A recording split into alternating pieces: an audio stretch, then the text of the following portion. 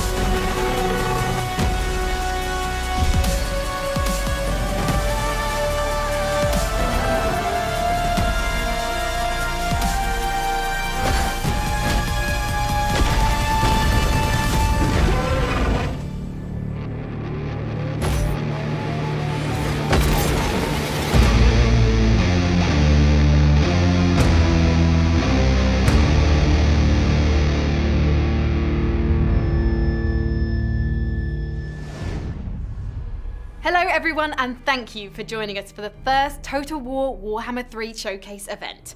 I'm your host, Frankie Ward, and I'm here to give you an exclusive first look at what Creative Assembly has in store for the cataclysmic conclusion to the Total War Warhammer series. Today, we'll be kicking things off with some brand new content before diving into an exclusive first look at a Total War Warhammer 3 trailer and gameplay. We'll also be hearing from the developers working on the game to learn more about the chaos you can expect to experience. So without further delay, let's get started with a glimpse into the vision for Warhammer 3 from game director Ian Roxburgh. Total War Warhammer 3 is the grand conclusion to the Total War Warhammer trilogy. The success of the first few games has actually enabled us to be far more ambitious and expand the scale of warfare like never before. When we first embarked on this epic journey way back in 2012, we just looked at this incredibly rich and diverse amount of content that the Warhammer Fantasy universe has in it, and really wanted to make a game that contained everything. But it was very apparent early on that there's no way we could put all that stuff in and do all of it enough justice, both in terms of a Total War game and in terms of the incredible IP, just in one game. So we decided we'd need to do a trilogy, 3 massive games in their own right, but then fans who have played all those games and enjoyed them will get the opportunity to play one giant game at the end that combines all the content from all these 3 games in this massive, massive world. It's the game we want to play as developers, and it's the game we knew our fans would ultimately want to play. Warhammer Fantasy Battle Universe is such an incredibly rich and diverse world full of incredible monsters and giants and characters and environments and storms of magic, and you name it, it's in there, and it just provides such a brilliant tapestry to design a Total War game on. We can do things that we'd never ever be able to do in any other kind of environment, and it's been such a pleasure to work with this IP and to bring new experiences to our players that they would never have seen before in a Total War game. So now that you know what the vision is, I think it's time to jump into our first exclusive segment. Here is the first in-engine cinematic trailer. Enjoy!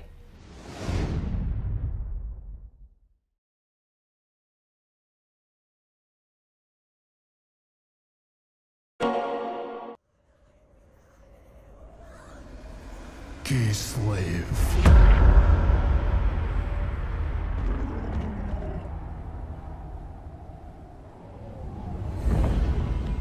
The motherland has turned her back on us.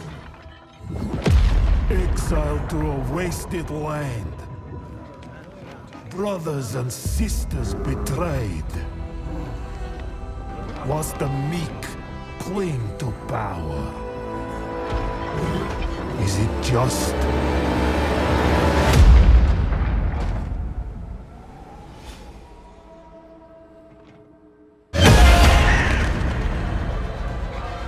To be the bulwark the world relies on? Does it make us weak? To witness endless loss?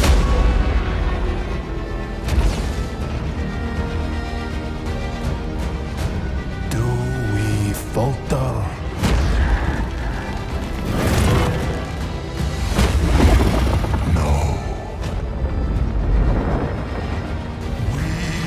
Molded by it.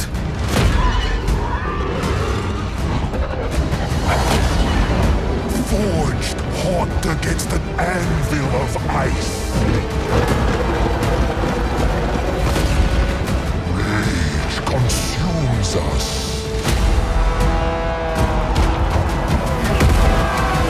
But from the fire, we rise again.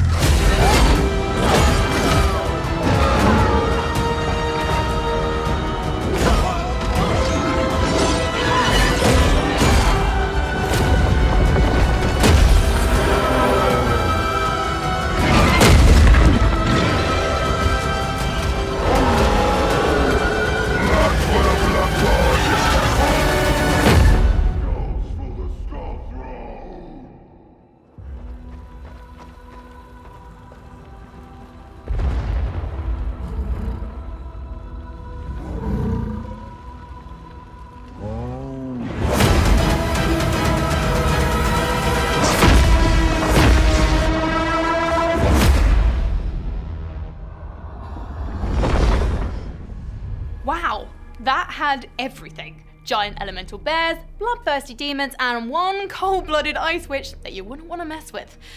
And now, for the moment you've been patiently waiting for, the world premiere of Total War Warhammer 3 gameplay. It's time to unsheath your swords and get ready to invade the realm of Khorne in the all-new survival battle mode. Let's jump into the action.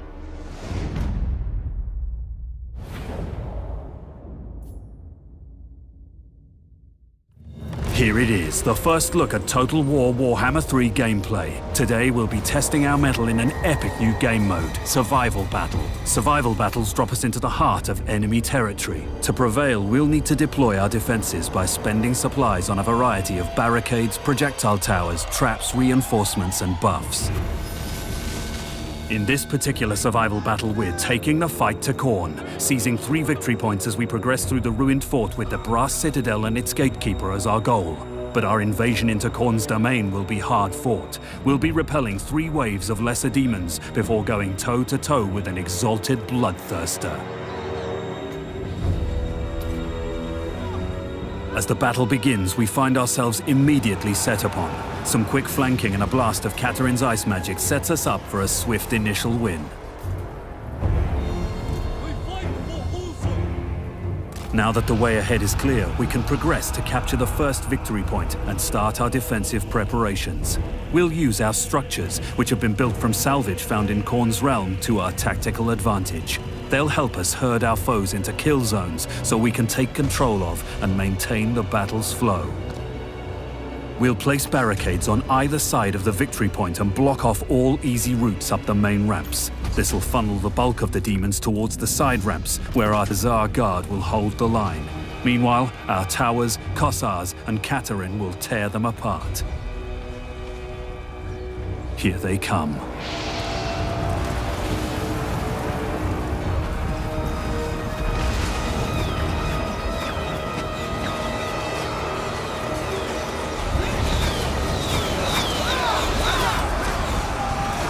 Katarin uses her Law of Ice to quickly slide between engagements.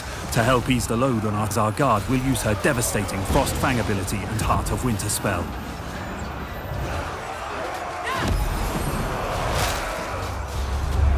Against such insurmountable odds, our warriors are sure to tire and take losses. Thankfully, we can keep our army fighting fit with the replenishments menu.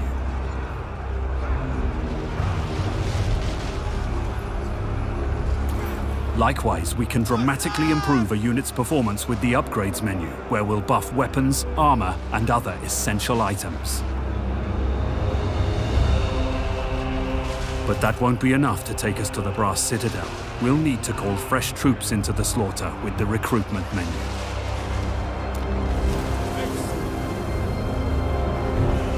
Our defense is holding thanks to our Streltsy reinforcements, but the demons keep coming.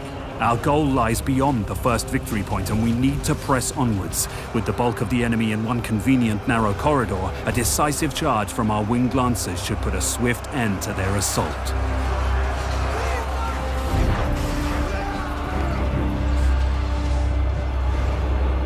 We must press on into the blood pits and seize the icon of blood! We've survived the first wave and can press our invasion deeper into enemy territory.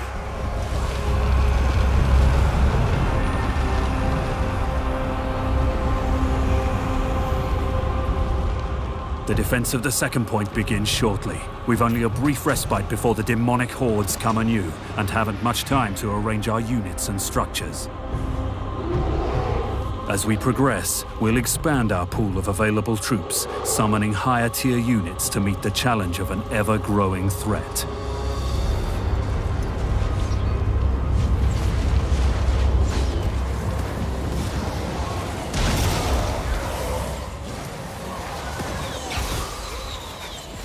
With healing and buffing abilities, and a bear mount to briskly carry him between units in need, the Patriarch is a strong addition to our forces.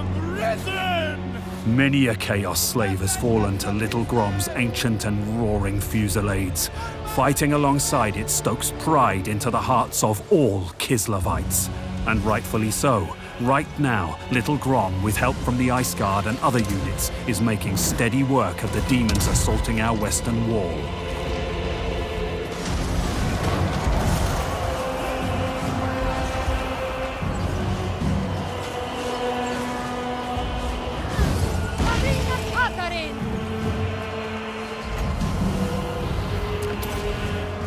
But where our western defense is prevailing, our eastern flanks are in danger of being overrun. A second artillery unit should help even the odds.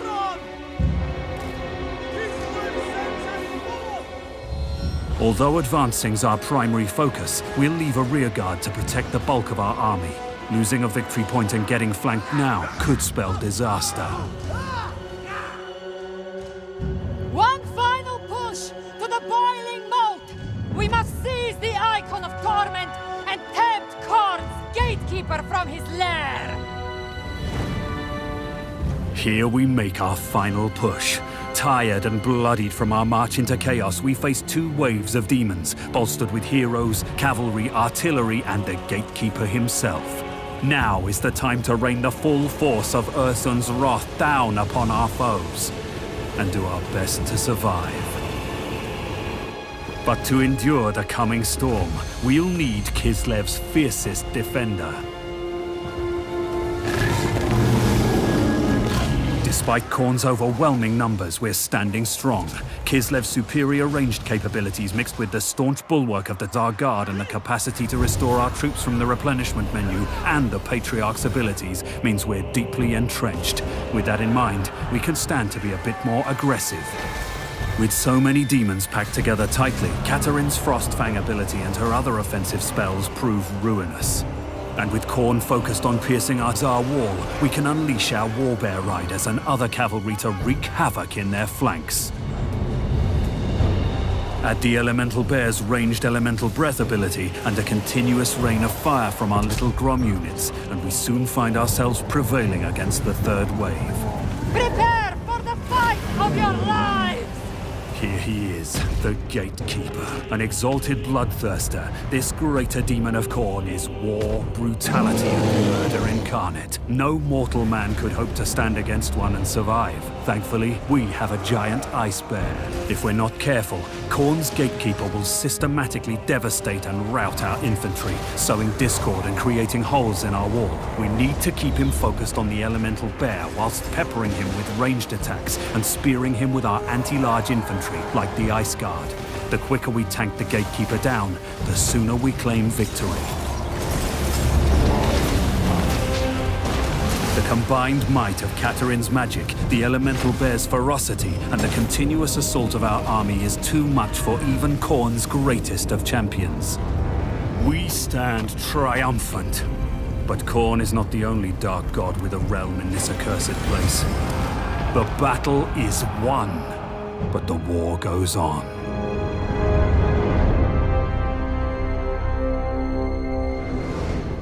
Ian, thank you so much for joining us. And I have to say that survival battle was wild. So how does it feel to finally reveal gameplay?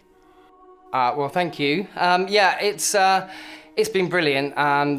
We know how much the fans have been eagerly anticipating the first gameplay footage, and the team and I are absolutely ecstatic to be able to finally show some, particularly considering this is such a new and unique battle type that's never been seen before in a Total War game.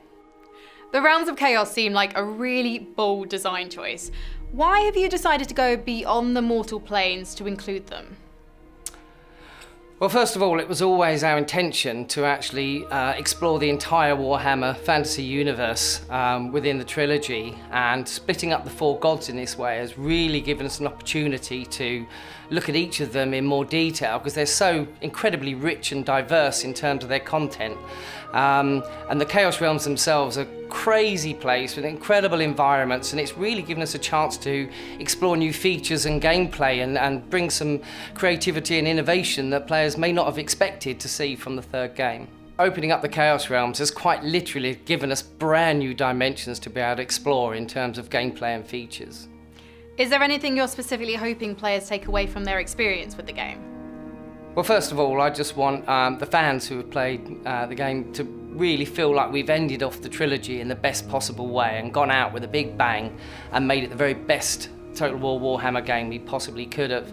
Throughout the design of the game, we've spent a lot of time really understanding what our fans have wanted from the first few games and stuff that we as developers would have wanted, and tried our very best to get as many of those things in as we could. This is the third game in a trilogy, and so we really want people who have played the first few games to still feel familiar with the game and immediately feel comfortable that it's the same environment that they've immersed in for hundreds of hours playing the first few games, but at the same time bring in loads of innovative and interesting new features to keep them challenged and keep surprising people with things that they maybe not have expected in the third game. But ultimately, the whole trilogy is all about fun. That's been the guiding factor from the start. We really want people to just jump in and from the word go, just have hours of fun playing the game and immersing themselves in this incredibly rich and unique universe. I couldn't agree more, Ian. But finally, is there anything you'd like to say to the fans watching? Yes, we'd like to thank them all for their incredible support and devotion over the last few years with Warhammer 1 and 2. It's been incredible, and as developers, that's why we do it. That's why we get up in the morning to make games that entertain people. And then when you hear fans saying how many hundreds of hours they've enjoyed playing the game, it makes it all worthwhile for us. Thank you very much for all the kind words, and we just hope that we've been able to make Warhammer 3 the kind of game you all wanted and expected, and you love that as much as you love the last two. Ian, thank you for joining me today, and good luck with the rest of the development. Thank you very much. Before we wrap things up, let's get some insights from the development teams about what you can expect to experience within this chaotic world.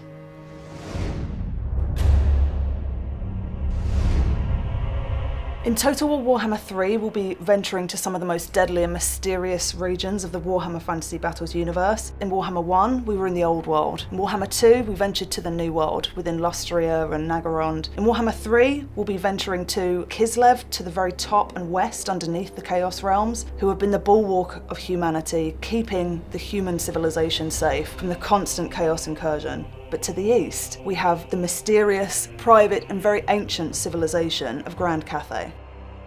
Beyond the mortal and humanoid realms, we can also travel to and play within the Chaos Realms themselves. 4 ruinous powers seek to rule over this place, ever seeking to slip their bonds. We have Nurgle, the Plague God, Slanesh, the Lord of Excess, Tzeentch, the Changer of Ways, and Khorne, the God of Blood, Slaughter and Rage.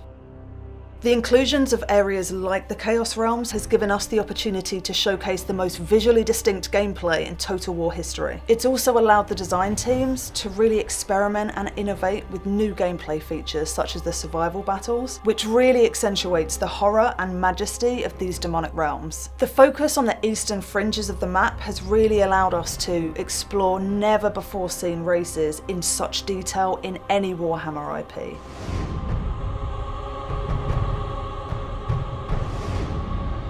The overall philosophy has been to really mirror the asymmetry that you see in the tabletop game that Games Workshop have created, and that provides a lot of fun as players work out what are the strengths and weaknesses of all the races and how to use those in their favour. We've really looked to push the variety in this game, both in terms of the gameplay variation, the mechanics available for each of the races, and the content of each of those races, the rosters, the units, the heroes, the spells. Kislev have a quite conventional style with their army. They're built around rock-solid line infantry. And the good thing about their line infantry is a lot of it is hybrid infantry, so not only is it awesome in melee combat, but they have powerful missile weapons as well, which allow them to thin the enemy as they approach. They're bolstered by the Patriarch characters who will stand behind them and have a variety of support abilities, which will enhance the infantry's ability to hold the line. Alongside those, we have Ice Witches and Frost Maidens using the Law of Ice and the Law of Tempest, which are 2 very powerful spell laws with a wide variety of spells, both for killing the enemy, debuffing the enemy, buffing their own troops. And they're supported by artillery, a wide variety of cavalry as well, including bear cavalry. Khorne, a fairly simple faction to play in terms of the concept behind it. They don't have magic to use, they have very few missile units, but they do have innate magic resistance. The idea behind them is that to get on the front foot, to approach the enemy and to get stuck into hand-to-hand combat, and doing that will fuel their powerful army abilities, which will help them to achieve victory. It's blood for the Blood God, skulls for the Skull Throne.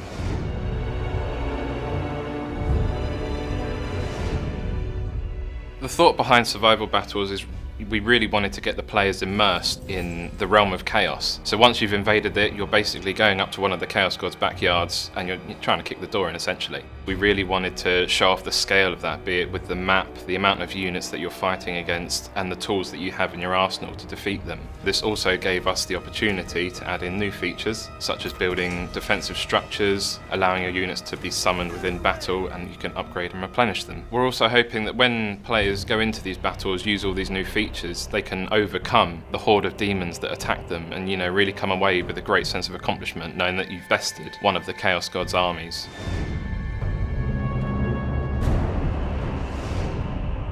The artistic philosophy has kind of been bigger, better, badder in terms of the way we've kind of developed the art. Everything is kind of done at a grander scale. It's done to be much more gruesome, it's done to be much more interesting and exciting. Especially with a lot of the new races coming in, we really want to make sure that we differentiate the game from the first two games, whilst also making sure that it fits within the same universe and feels part of the trilogy.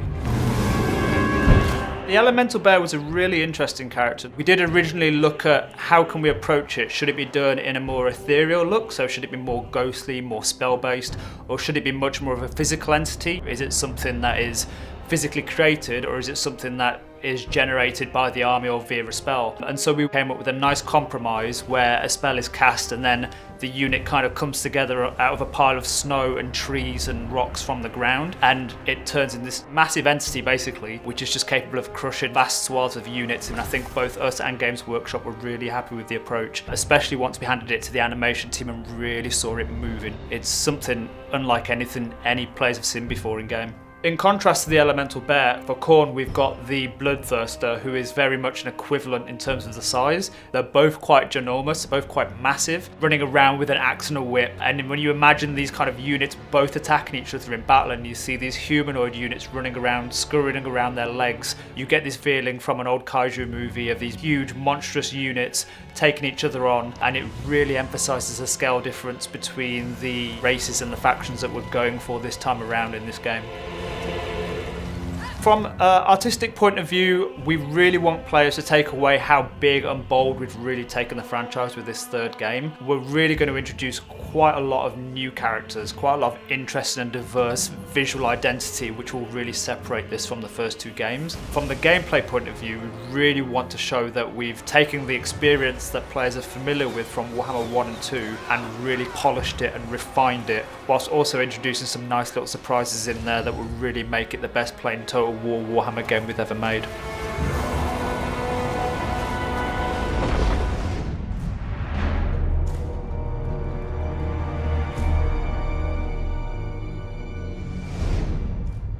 That's it from this Total War Warhammer 3 event. It seems that there's a lot to get very excited about. To keep up to date with all of the developments for the game, or to rewatch any of the footage from tonight, make sure to keep an eye on the Total War social media channels and website. A final reminder that pre-orders are live and will include an additional free race pack. More details on this will be coming very soon. Things are just getting started, and we can't wait to share more with you very soon.